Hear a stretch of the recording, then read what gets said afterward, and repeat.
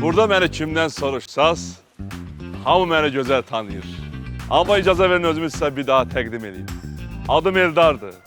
Ambardar Eldar.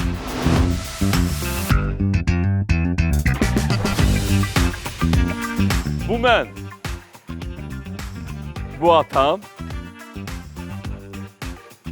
Bu da qaynatam.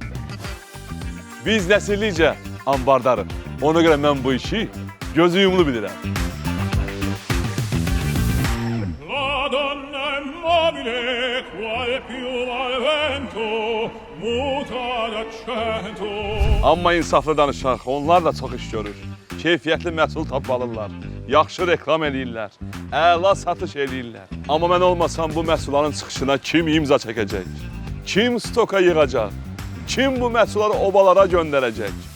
Kim? Heç bu haqda fikirləşmisiniz?